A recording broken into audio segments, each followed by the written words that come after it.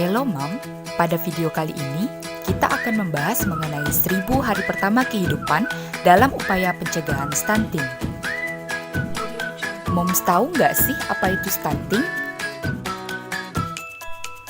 Stunting adalah kondisi gagal tumbuh pada balita atau bayi di bawah 5 tahun yang diakibatkan oleh kekurangan gizi kronis, sehingga anak terlalu pendek untuk usianya. Kekurangan gizi terjadi sejak bayi dalam kandungan dan pada masa awal setelah bayi lahir. Akan tetapi, kondisi stunting baru nampak setelah bayi berusia 2 tahun. Apa itu 1000 hari pertama kehidupan?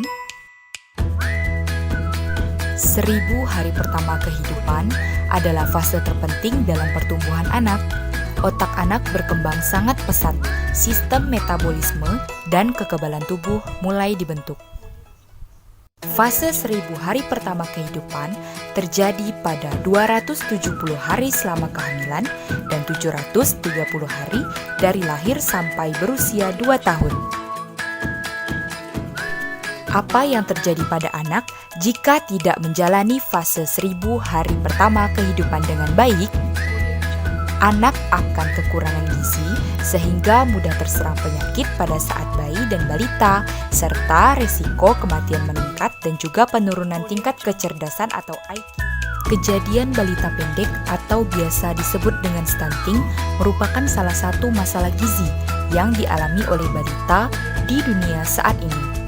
Pada tahun 2017, 22,2% atau sekitar 150,8 juta balita di dunia mengalami.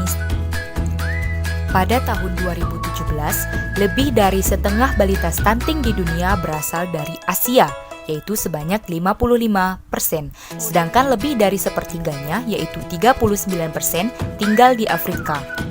Dari 83,6 juta balita stunting di Asia, proporsi terbanyak berasal dari Asia Selatan yaitu sebanyak 58,7% dan proporsi paling sedikit di Asia Tengah yaitu sebanyak 0,9%. Tercatat dari hasil riset kesehatan dasar atau Riskesdas pada tahun 2007, kasus balita pendek dan sangat pendek adalah sebanyak 36%. Kemudian meningkat di tahun 2013 sebesar 37,2% dan kembali menurun di tahun 2019 sebesar 30,8%. Angka kejadian gizi balita sangat pendek dan pendek di Kalimantan Barat juga cukup tinggi. Kalimantan Barat menempati urutan ke-8 di tahun 2019 yaitu sebesar 33,5%. Dampak yang terjadi jika anak mengalami stunting terbagi menjadi dua, yaitu jangka panjang dan jangka pendek. Dampak buruk dari stunting dalam jangka pendek bisa menyebabkan terganggunya otak, kecerdasan, gangguan pertumbuhan fisik, dan gangguan metabolisme dalam tubuh.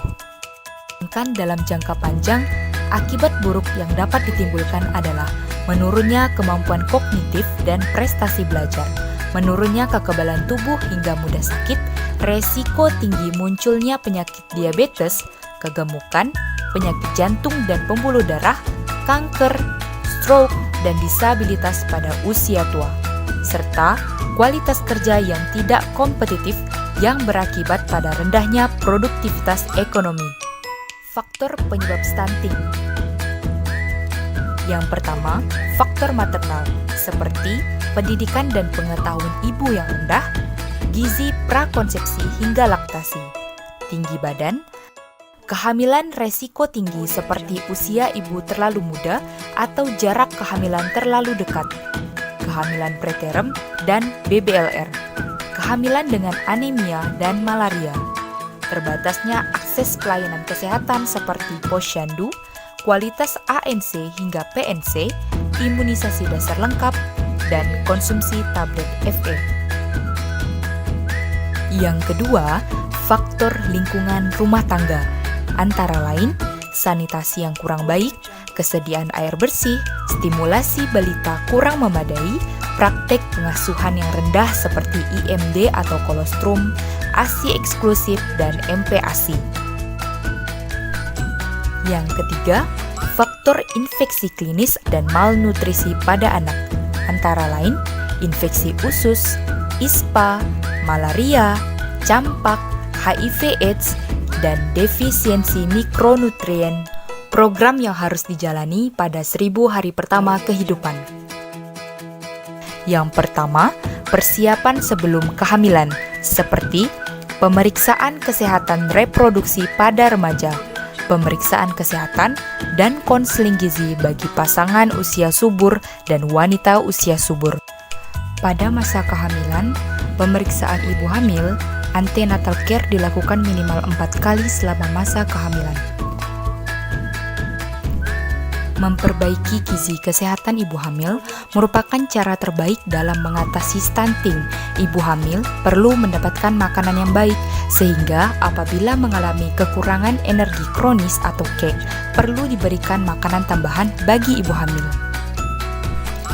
Pada saat melakukan pemeriksaan, ibu hamil mendapatkan buku PINK atau buku KIA. Buku ini berisi berbagai macam informasi cara memelihara dan merawat kesehatan ibu dan anak. Ibu hamil perlu mendapatkan tablet tambah darah minimal 90 tablet selama kehamilan yang berfungsi menambah asupan nutrisi pada janin, mencegah anemia dan perdarahan pada saat persalinan. Suntik TT pada ibu hamil berfungsi untuk mencegah infeksi tetanus pada ibu dan bayi. Kemudian dalam buku PINK terdapat stiker P4K atau Program Perencanaan Persalinan dan Pencegahan Komplikasi yang berisi data ibu hamil dan ditempel di dinding atau pintu rumah ibu hamil, dapat mengikuti kegiatan kelas ibu hamil yang diadakan oleh petugas kesehatan atau bidan untuk meningkatkan pengetahuan. 3. Persalinan. Yang pertama, persalinan oleh tenaga kesehatan. Yang kedua, konseling inisiasi menyusui dini atau IMD. Yang keempat, nifas, seperti pemberian ASI eksklusif diteruskan hingga 2 tahun, nutrisi tepat dan optimal selama menyusui, pelayanan KB,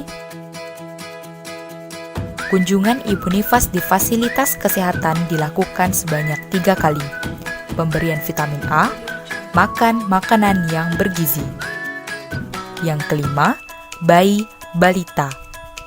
Pemberian inisiasi menyusui dini atau IMD selama 1 jam. Pemberian ASI eksklusif selama 6 bulan. Selanjutnya ditambah dengan MPASI dengan nutrisi tepat dan optimal. Yang ketiga, pemberian imunisasi dasar lengkap. Yang keempat, pemberian tablet vitamin A dan tablet anti cacing. Yang kelima, pemberian ASI diteruskan hingga 2 tahun.